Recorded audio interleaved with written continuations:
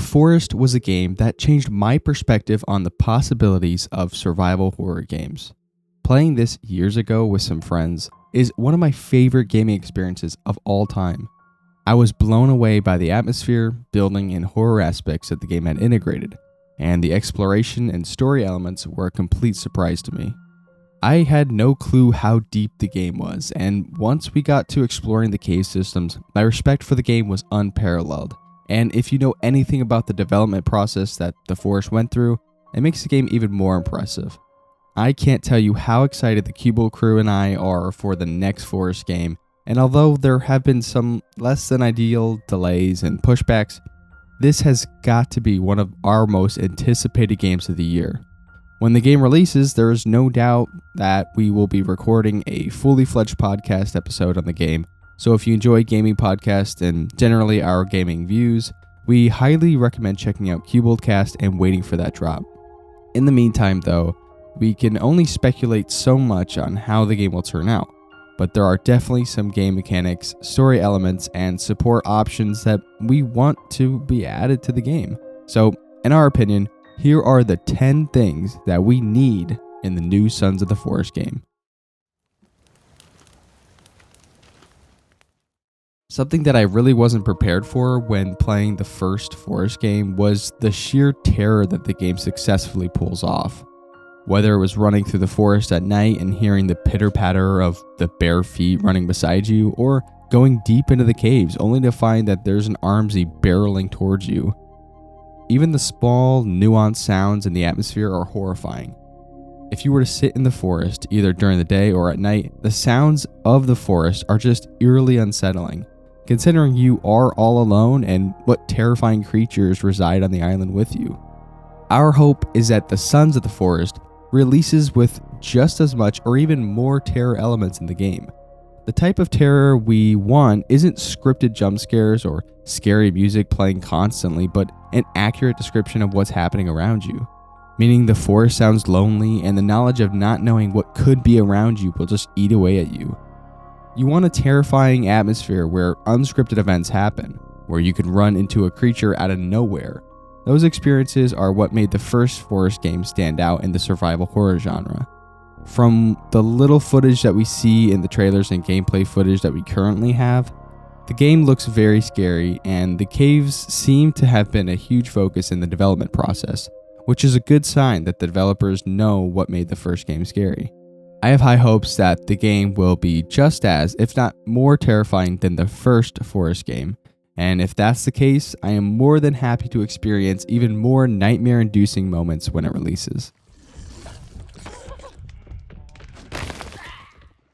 While we're on the topic of horror and keeping the second game scary and atmospheric, one thing that I'm unsure will remain is the vulnerability aspect.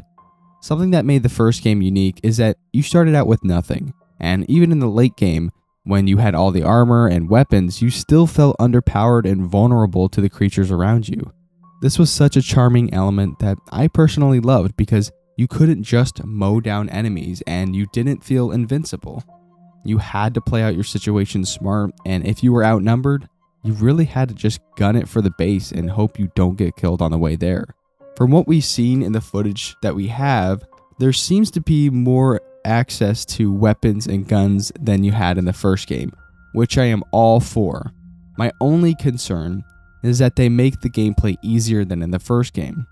There was a gun in the first game, but it wasn't all that great, and usually you would resort to using an axe, spear, or bow. I am excited to see the evolution of gunplay in the second Forest game, but I just hope that they raise the enemy difficulty or increase the number of enemies so that if in the case that you do get access to better weapons, you still feel vulnerable. Going hand in hand with the previous point, I hope that the weapons and overall equipment in the game are balanced. The first game has a great variety of weapons and tools that all had their own purpose and use cases. If I was fighting a regular cannibal, I would most likely use something like a spear or an axe.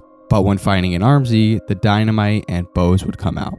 With the increase in weapons and undoubtedly the increase in tools that will be a part of the new game, I just hope that things still remain to have their purpose and that every item is there for a reason. As for the balancing portion, I remember in the first game, my friends and I were able to skip a large part of the journey in progressing through the story because we utilized the basically non-existent fall damage that the turtle shells offered. I won't say exactly what this was, but there is a staple location on the map, and in order to get there, you need to traverse the caves. But my friends and I were able to get there with the turtle shell.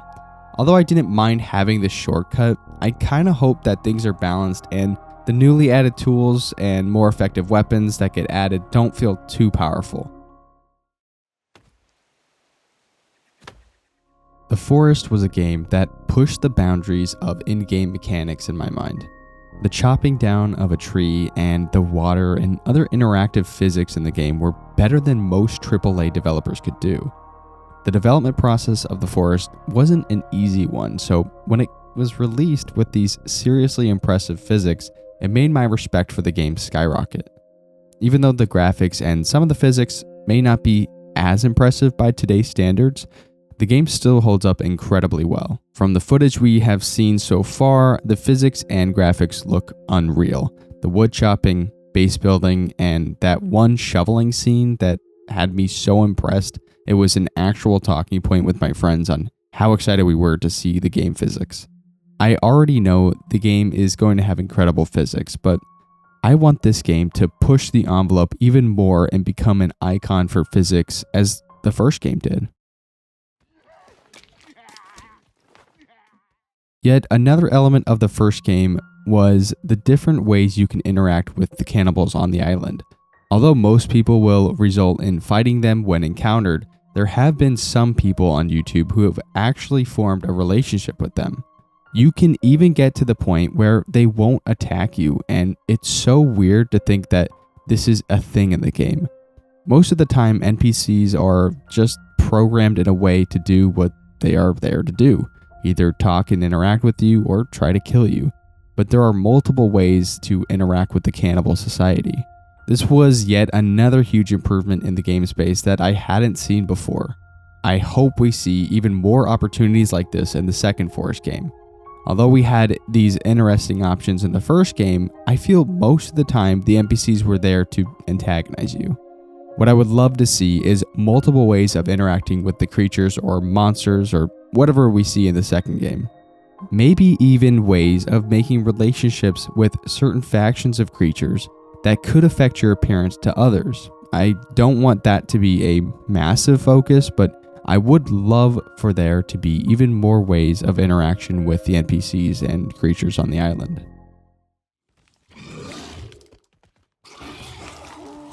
If you spent any amount of time playing the first Forest game, then you probably ran into one of the many giant mutants and creatures in the game. Although these enemies weren't exactly bosses, they still felt like it, and my friends and I had to band together in order to kill the larger enemies. Not only do you experience those types of enemies, but, spoiler alert, you also get to fight an incredible boss at the end of the game. That ending boss was a complete surprise in my first playthrough, and although it wasn't the greatest boss, I really enjoyed having that experience. I don't want the second Forest game to become a game with scripted bosses all over the place, but I definitely would love to see even more of the larger creatures and mini-bosses roaming the map. And I wouldn't be opposed to seeing more of the large scripted bosses either. I think if it's done well, a healthy evolution of more bosses naturally blended into the gameplay would become a welcome change. Now, this one is not all that important for some of us, but for some, this could be a deciding factor in getting the game. I have seen some players asking for the ability to play the game across multiple different platforms. I do agree that this is nice to play some of these types of co-op games with friends that don't have a PC. I've always been a supporter of crossplay support, and although it isn't necessary for the second Forest game, this could be a great feature for a lot of people. I'm not exactly one that would take advantage of this, but I am all for adding Steam Workshop support to games. One of my most played games on Steam is Black Ops 3, and the only reason for that is because of the modded zombies maps that the community has made.